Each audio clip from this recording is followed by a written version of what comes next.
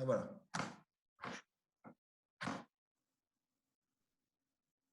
Salem, vous Salam alaikum. m'entendez? Salam alaikum. Alaykoum salam. Allez, ça va? Ça va, merci, shukran. Ah, Wanta, la baisse? ça fait déjà presque 2 années, hein? Ouais. Heureusement qu'il y a WhatsApp un petit peu. Ouais, heureusement, ouais. Ça va, tout va bien? Oui, ça va. Je suis à Rabat. Ah bah ouais. Et Ramadan Ouais. Karim, Wash Ça Mbroka. va, merci, ouais. Ça se passe bien. Ouais, ben ça fait plaisir de se revoir et puis on te remercie pour Ah, merci l'acceptation de beaucoup. notre invitation. Euh, je dis bonjour je vois qu'il y a des doctorants qui sont avec nous. Euh, Lagis Abdullah, Hussein et Adam. Bonsoir. Bonsoir, c'est Reda. Bonsoir, Monsieur Boumdine. Ramadan Bonsoir. Karim. Bonsoir. Ramadan Karim. Merci Très beaucoup. bien. Donc, on va. Bon, il y a un petit détail au niveau de cette visioconférence. C'est que, a priori, ça va nous prendre 40 minutes. Mais si on aura besoin de plus de temps, donc on va basculer ensuite sur un autre lien, toujours avec Zoom. Donc 20 minutes qui seraient consacrées à l'intervention du professeur Malik Boumdienne. Professeur Malik Boumdienne, c'est un professeur de droit public à l'université, enfin à la faculté de la gouvernance et sciences sociales et économiques de Rabat, qui relève donc l'université Mohamed VI Polytechnique. Également professeur à l'université de Toulouse, c'est ça, professeur? Toulouse 2. C'est ça, exactement, oui. Oui. Donc spécialiste du droit constitutionnel, système politique.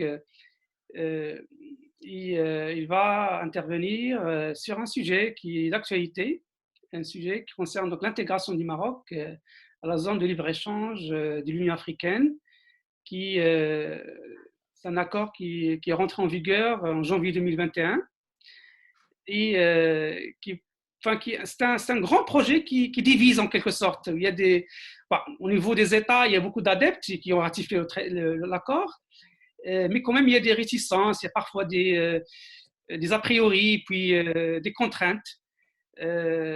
Tout ça, donc, on aura le plaisir, on est très honoré d'accueillir le professeur Boumdienne pour nous parler de ce grand projet, notamment de l'intégration du Maroc dans cet espace de libre-échange, apparemment le plus grand espace de libre-échange dans le monde, vu le nombre vu bien sûr la géographie, la superficie géographique, mais également le nombre d'habitants concernés par cette zone de libre-échange, plus d'1 milliard d'habitants. Donc, je ne vais pas tarder, je vais donner la parole à professeur Boumdienne, qu'on tient donc à remercier. La parole est à vous, professeur. Très bien. Bah, écoutez, merci beaucoup. Je suis très heureux d'être parmi vous. Je suis très heureux d'avoir été invité pour intervenir, d'avoir pensé à moi pour intervenir sur ce sujet. Et donc, je remercie le professeur Reda Fellah pour son invitation et le dynamisme dont il fait preuve pour animer son équipe de recherche en droit public et de gouvernance. Alors, bon, moi, ce dont je vais vous faire part ce soir, en fait, c'est vraiment quelques réflexions. L'objectif, c'est plutôt de poser des réflexions et de débattre. Je n'ai pas de vérité absolue à transmettre, en fait, mais plus de la réflexion. Alors, le sujet, effectivement, concerne la zone de libre-échange continentale de l'Afrique. Et bon, je me suis posé la question donc, par rapport au Maroc. Et la problématique que je vais développer consiste en fait à avoir un peu les deux faces, quoi. C'est-à-dire, est-ce que cette zone de libre-échange est une opportunité pour le Maroc? Et si oui, pourquoi? Donc, bon, je vais tenter de répondre. Alors, évidemment, je vais sûrement oublier des choses, hein, ça devra être complété. Et de notre côté, je vais aussi émettre des réserves. C'est-à-dire que finalement, cette zone de libre-échange, est-ce que est-ce que le Maroc ne risque pas de faire face à certaines difficultés, voire finalement à certains dangers qui remettraient en cause son investissement sur le continent africain dont le Maroc fait partie et auquel le Maroc est énormément attaché. Alors, tout d'abord, ce qu'il faut savoir sur cette zone de libre-échange, c'est que cette idée, elle n'est pas nouvelle en fait, hein. Elle n'apparaît pas dans les années 80, dans les années 70, puisque c'est dès le début des années 60 en fait, dans le cadre des réflexions sur sur l'Organisation de l'Unité africaine, on commence à avoir une vision sur la nécessité de créer un marché commun africain. Déjà, cette idée qui est là, en fait, hein, des réflexions sur l'avenir. Ensuite, en 2012, il y a eu une réunion importante, en fait, une décision même importante qui va être prise en Éthiopie, à Addis Abeba. Il y a une conférence des chefs d'État et de gouvernement où là, effectivement, on va mettre en place une véritable feuille de route pour la création de cette fameuse zone de libre-échange africaine. Et en 2015, nouvelle accélération, puisque on a le traité d'Abuja, en fait, qui date de 2015 et qui alors on a encore une fois la réunion de chefs d'État et de gouvernement africains. Cette réunion a lieu à Johannesburg, en fait, en Afrique du Sud. Et on appuie davantage encore sur cette idée, sur cette volonté de tendre vers cette zone de libre-échange, puisque on voit apparaître on voit que dans le monde déjà il existe en fait des zones. Vous avez l'Amérique latine, effectivement, vous avez l'Asie, vous avez l'Union européenne, et donc l'Afrique aussi en fait commence à même si ça fait déjà un certain temps, considère qu'il faut véritablement accélérer le processus parce qu'on va vers une compétition mondiale au niveau des continents et l'Afrique est un continent, comme l'a dit le professeur Reda, c'est un continent qui est immense en fait et qui est très, très riche. Donc, il y a tout intérêt à mettre en place ce marché commun. Et avant 2015, il y a quand même une date, j'ai oublié, il y a l'agenda 2063 qui est un agenda qui a été adopté en 2013 par les chefs de gouvernement et les chefs d'État africains. Et là, on parle de libre circulation des marchandises, mais également des capitaux, mais également des personnes. Et donc, on voit encore plus loin, on voit encore plus loin pour l'Afrique pour 2063. Et on voit en fait l'Afrique comme une puissance mondiale de l'avenir. C'est un petit peu la philosophie de cet agenda 2063. Alors, en fait, finalement, va se créer cette zone de libre-échange qui est rentrée en vigueur depuis le 1er janvier 2021. Et donc, l'accord a été signé par 53 pays. En fait, il y a un seul pays qui n'a pas signé, c'est l'Érythrée, en fait, parce que bon, c'est un pays qui est en guerre, en fait, actuellement. Donc, 53 signatures, et puis, il me semble, il y a 33 pays qui l'ont véritablement ratifié. Alors, la philosophie de cet accord, de cet accord, c'est quoi? C'est libérer progressivement le commerce des services, libérer progressivement le commerce des marchandises. Ça, c'est important, il y a quand même le terme progressif. Il y a aussi l'idée d'organiser la concurrence, de coopérer dans tous les domaines du commerce et de coopérer dans le domaine douanier. Donc, en fait, la philosophie de cet accord, et cet accord, en fait, il est constitué de protocoles. Je ne sais pas si vous l'avez lu ou feuilleté un petit peu, c'est à peu près, il fait à peu près 80 pages, en fait.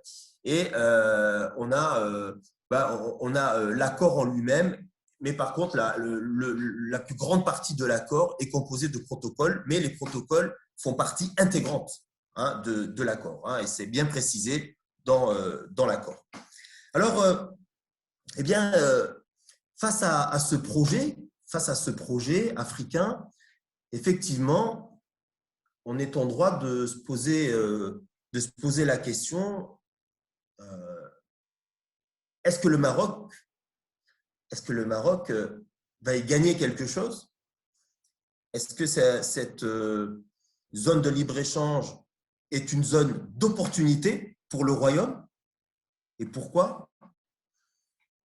Et d'un autre côté, on peut être aussi sceptique. Alors, moi,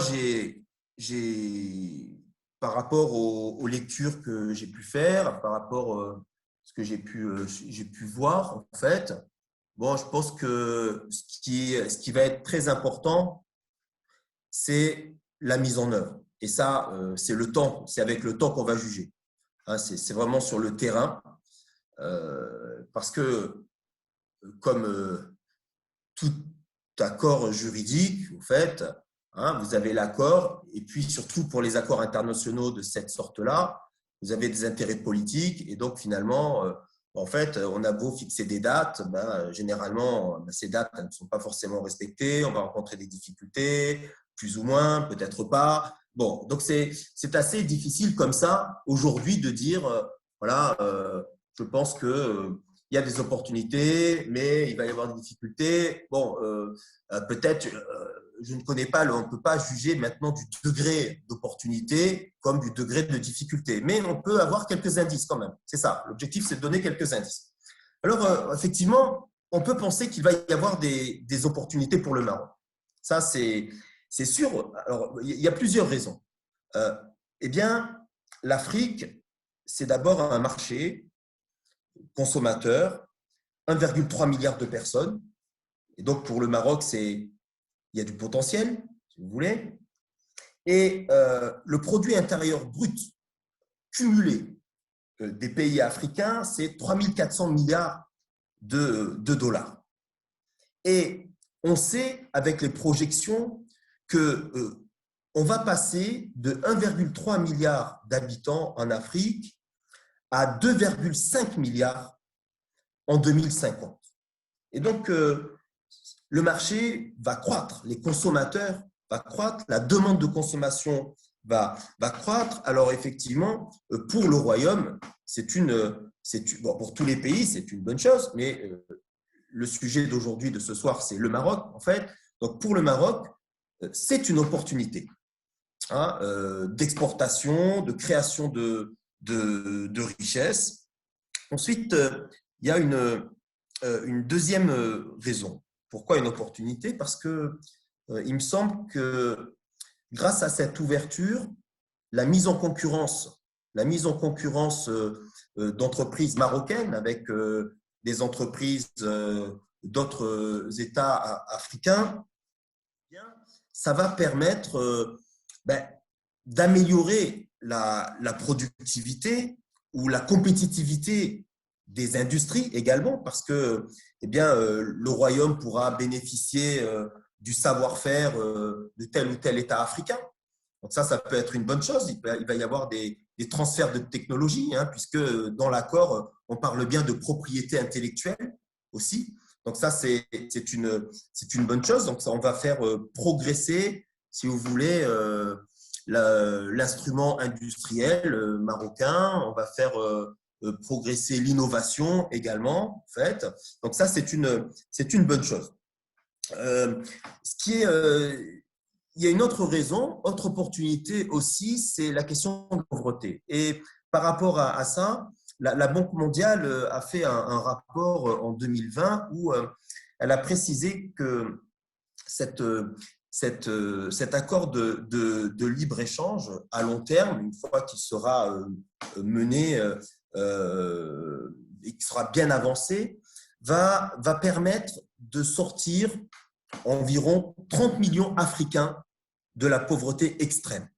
Alors évidemment, ce sont des projections, hein, ce sont des projections, mais il y a cette projection qui est faite.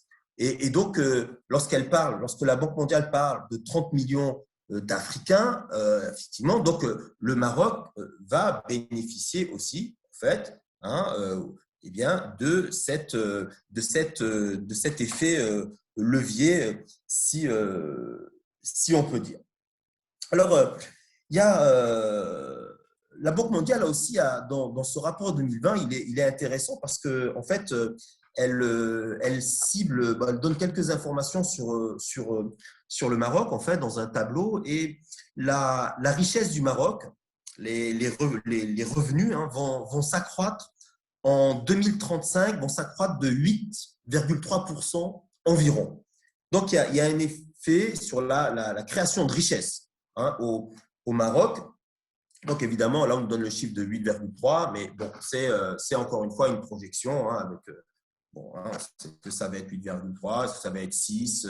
Bon, ça, c'est pour ça que je vous dis encore une fois, ce sera sur le terrain, sur la pratique, hein, à un moment X, qu'on va pouvoir dire voilà, quel sera l'enrichissement du Maroc grâce à cette zone de libre-échange.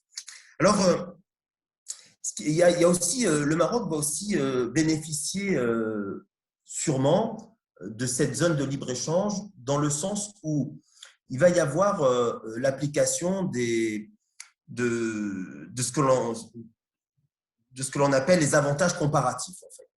C'est vrai que l'avantage comparatif, c'est qu'on considère que chaque pays possède un domaine où il excelle, en fait, qu'il maîtrise.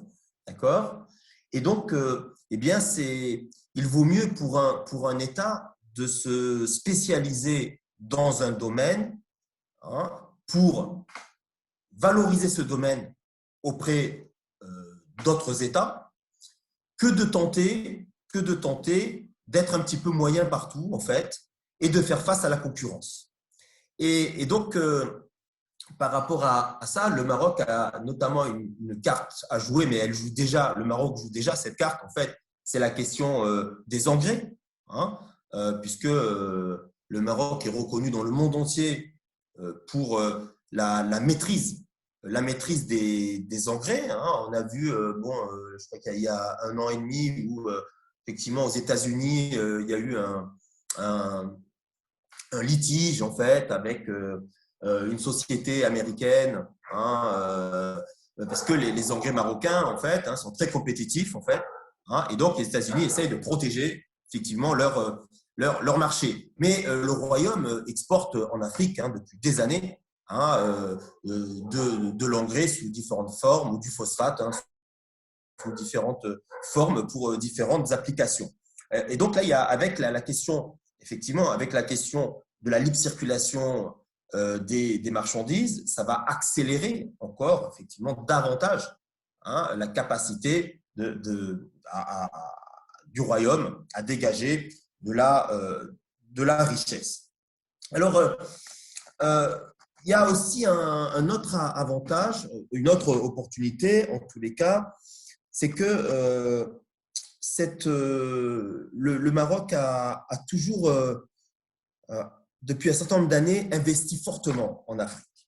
En effet, sous l'impulsion de Sa Majesté, hein, il y a eu des investissements importants qui sont faits et le Royaume constitue un des plus gros investisseurs, excusez-moi, du continent et notamment en Afrique de l'Ouest. Il a investi plus de 3 milliards de dollars, en fait, hein, 3 milliards de dollars, ce qui est énorme, en fait.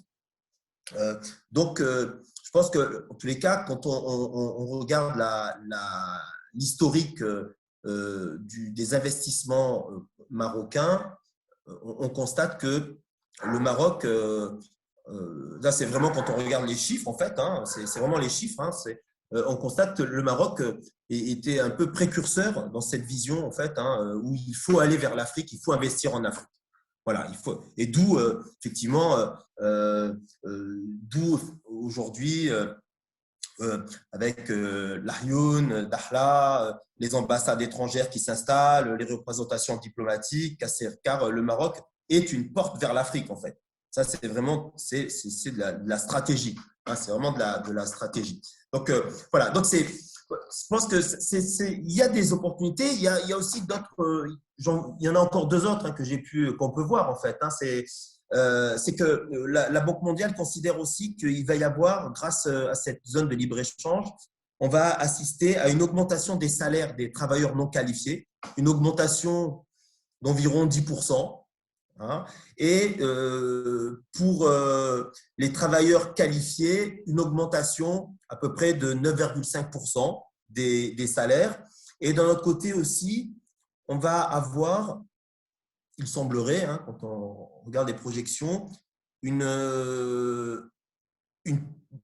plus forte implication des femmes dans le commerce, en fait, parce qu'aujourd'hui, dans les pays africains, et notamment au Maroc, hein, par exemple, il y a des femmes qui exercent effectivement un petit emploi non salarié, en fait, mais c'est de l'informel. Hein, c'est de l'informel. Et ce que nous dit la Banque mondiale, c'est que, en fait, avec cette possibilité de déplacement des marchandises, mais également des personnes, hein, avec la possibilité d'obtenir des visas plus rapidement. Hein, donc, il y a tout ça qui va être organisé. Hein, donc, ça va permettre eh bien, à un certain pourcentage de femmes, si vous voulez, de pouvoir sortir du système informel et puis essayer de progresser. Donc, il y a aussi un impact en direction des femmes. Alors bon, voilà, donc ça c'est, si vous voulez, un petit peu, bon, il y a quand même des éléments objectifs qui laissent penser que le Maroc a tout intérêt à investir effectivement en Afrique, ne serait-ce pour soit exporter ses produits, soit pour acquérir de la compétence, des transferts de technologie de pays qui sont beaucoup plus avancés sur tel ou tel domaine. Donc, il peut y avoir des associations, il peut des transferts de brevets également et des accords sur la question des transferts de brevets. Et donc, ça va permettre au Royaume, effectivement, de gagner en capacité et en force économique en Afrique, mais aussi vis-à-vis des pays non africains, vis-à-vis de l'Union européenne, par exemple. Alors, mais d'un autre côté, la question qui se pose, c'est qu'il faut un petit peu tempérer ces points positifs, même si effectivement ils sont réels en fait, parce que le Maroc peut se heurter à certains dangers. Alors, j'ai essayé de voir un petit peu quels pouvaient être ces dangers. Alors, évidemment, il doit y en avoir d'autres. Hein. Je n'ai pas fait une liste exhaustive, en fait. Hein. J'ai essayé de voir comme ça, en fait, les dangers qui me paraissent vraiment ressortir immédiatement. Alors, il y a tout d'abord quand même on peut critiquer l'accord en lui-même déjà. En fait, l'accord en lui-même peut le critiquer de plusieurs manières. Alors, tout d'abord, on peut le critiquer d'un point de vue juridique, en fait. Parce que cet accord, il y a quand même de l'insécurité juridique. Pour plusieurs raisons. Pour plusieurs raisons. Alors, j'ai repéré quelques raisons comme ça, en fait. Alors, il y a quand même… la première raison, c'est que à partir du moment où on a ratifié l'accord, imaginez que le Royaume du Maroc, finalement, considère que cette ratification ne va pas dans le bon sens, en fait, que cette zone de libre-échange ne lui profite pas, eh bien, le Royaume a obligation de rester 5 ans. On ne peut pas se retirer immédiatement. On doit rester un minimum de 5 ans. Plus le traité, l'accord, précise que une fois qu'un État a décidé de se retirer, donc d'une part, il doit attendre 5 ans avant de faire sa demande, et une fois qu'il a fait sa demande, eh bien, il doit y avoir une transition qui doit durer au moins 2 ans. Donc, si vous voulez, lorsque, c'est une hypothèse, le Royaume du Maroc ne trouve pas son compte dans cette zone de libre-échange parce qu'il considère que finalement, il y a plus d'inconvénients que d'avantages, il est obligé de rester quand même pendant 7 ans, 5 plus 2 ans de transition. Donc ça, quand même, c'est quand même une limite parce que c'est une atteinte à la souveraineté d'un État, en fait. Voilà. La deuxième raison, au niveau juridique de l'accord où il y a une insécurité, c'est que les États ont la possibilité de réduire la portée de l'accord à partir du moment où l'objectif est de protéger une industrie naissante. Donc ça, c'est prévu. Donc, ça veut dire que, en fait, on peut imaginer le Maroc qui investit dans une stratégie commerciale dans tel ou tel pays. Eh bien, ce pays a la possibilité de dire, eh bien non, en fait, à titre exceptionnel, l'accord nous le permet. On ne vous permet pas d'investir dans tel ou tel domaine parce que ce domaine, eh bien, vient tout juste de naître et donc il n'est pas suffisamment solide. Mais le problème, c'est que en fait, ça permet à des États de mettre en place un véritable protectionnisme, en fait, quelque part. Parce que, qu'est-ce qu'on appelle une industrie naissante ayant une importance stratégique? Parce que l'accord dit une industrie naissante ayant une dimension, une importance stratégique. Voilà. Donc, il suffit qu'un gouvernement décide que telle industrie est stratégique pour dire, ah ben non, on met de côté l'accord. En fait.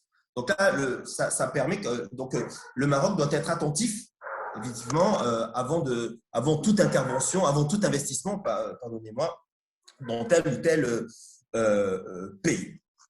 Ensuite, il y a aussi une autre insécurité juridique, c'est que l'accord permet à un État de ne pas reconnaître le principe de libre-échange ou de le rejeter à partir du moment où sa décision est justifiée par une volonté de protéger soit l'ordre public, soit la moralité publique, soit la santé publique. Alors, le problème, c'est que la moralité publique, en fait, on peut y mettre beaucoup de choses à l'intérieur, d'accord ? La santé publique aussi, et l'ordre public aussi. Donc, l'exemple type, c'est qu'en Europe, dans le cadre de l'Union européenne, vous avez des États qui, pour contourner les règles de l'interdiction de discrimination et les règles du libre-échange, mettent en avant que tel ou tel produit risque de porter atteinte à la santé publique. Alors, donc, on va dire, voilà, vous allez nous vendre des légumes, mais le problème, c'est que les légumes que vous voulez nous vendre ne respectent pas notre réglementation et donc on ne peut pas les accepter. Voilà. C'est le même problème que lorsqu'il y a la guerre commerciale entre la Chine et les États-Unis. Hein. Donc, il suffit de regarder les exemples. Hein. Vous savez, du jour au lendemain, on apprend que la Chine n'accepte plus tel ou tel produit américain parce que, eh bien, ce produit qui n'avait pas de problème en 2010, eh bien, ce produit, en fait, il devient un problème en 2020, en fait. Voilà, pour des raisons de protection du consommateur. Voilà, donc ce qui se passe sur d'autres continents, ça peut très bien se passer en Afrique, en fait. Hein. Bon, voilà. Hein. Donc, le Maroc aussi peut faire l'objet de discrimination sous couvert de moralité publique, d'ordre public, de protection de la santé publique. Alors, cet accord, il a aussi une autre limite. Cette fois-ci, elle n'est pas juridique, mais elle est politique. Elle est davantage politique. En fait, il y a 53 nations qui se sont engagées, qui ont signé. Il y a 33 qui ont ratifié. Mais le problème, c'est qu'il y a de très nombreux, plusieurs de ces États ne possèdent pas des infrastructures douanières, notamment, pour assurer le transport des marchandises, le conditionnement des marchandises, le contrôle. Ils ne possèdent pas d'infrastructure. Donc, ça va être compliqué, ça risque d'être compliqué à mettre en œuvre. En plus, il y a la question aussi du cheminement des marchandises, c'est-à-dire le train, les routes, ça va poser des problèmes. Hein. Donc, il y a beaucoup d'investissements à faire là-dessus. Hein. Également, ce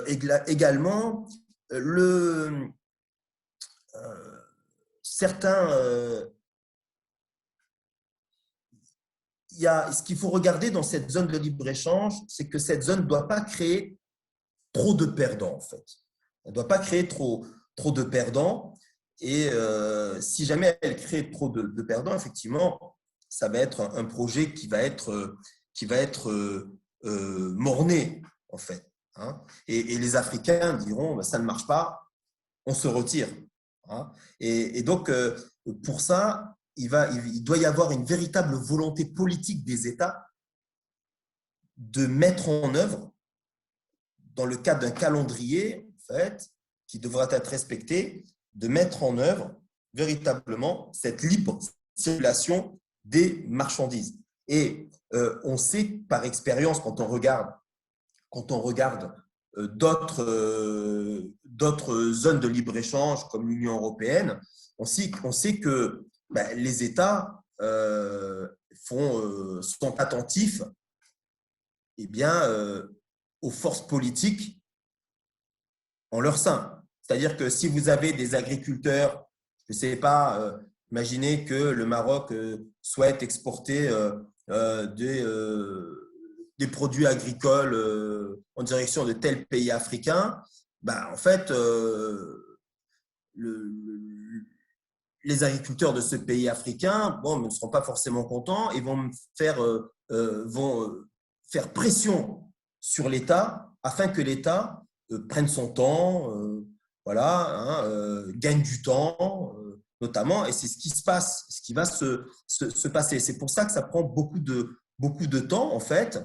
Alors, les gouvernements, qu'est-ce qu'ils font généralement? C'est que ils vont donner un peu de subventions aux agriculteurs pour leur dire, voilà, écoutez, là, on a signé un accord. Effectivement, il y a les produits de tel pays qui arrivent sur le territoire, mais on est dans un accord de libre-échange. Vous avez, vous aussi, la possibilité d'exporter. Donc, on va vous aider financièrement pour faire face à la concurrence de tels produits. Donc, l'État va aider un peu, il va acheter un peu la paix sociale ou la paix économique de telle ou telle partie des travailleurs au sein de la population. Alors, il y a aussi un autre problème aussi qui se pose au niveau politique, au niveau de l'accord, c'est que le règlement des différends, c'est-à-dire quel est l'organe qui règle les différends entre les États. Et on constate que cet organe est un organe politique. Et pour le Maroc, ben, c'est un élément d'incertitude, en fait, puisque vous avez un organe qui est l'organe de règlement des différends, en fait, hein, l'ORD, organe de règlement des différends. Et cet organe est composé de personnes nommées par les États. Évidemment, un État, lorsqu'il nomme une personne, ce sont des nominations généralement politiques. En fait, ces personnes représentent quelque part son État. Et donc, dans ce cas-là, cet organe de règlement des litiges, ce ne sont pas des vrais juges, ce n'est pas une véritable juridiction, ce ne sont pas des juges professionnels, en fait.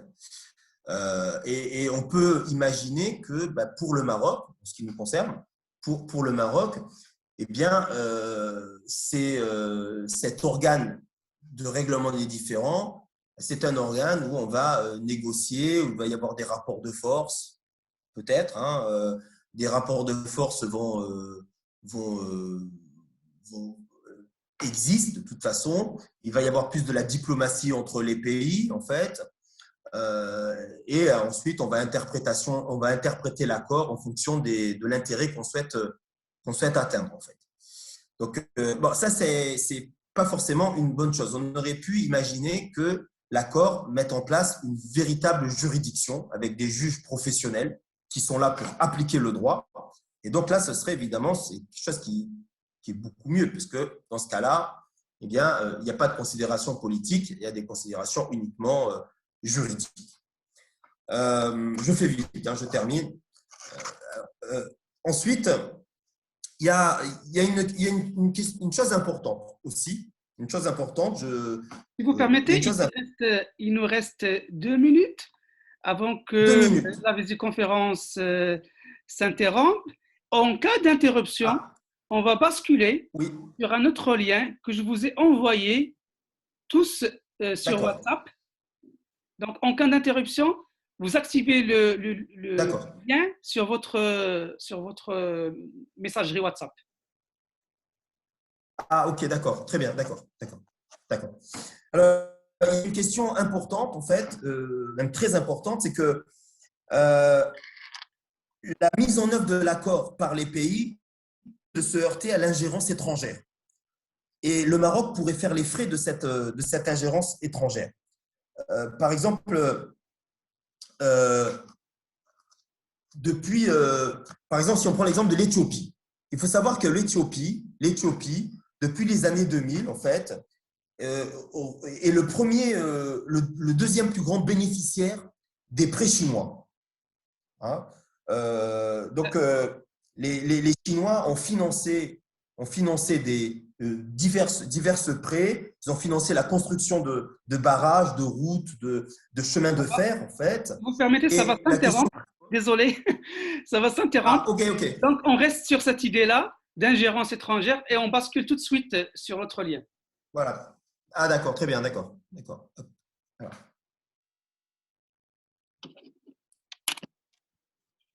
Que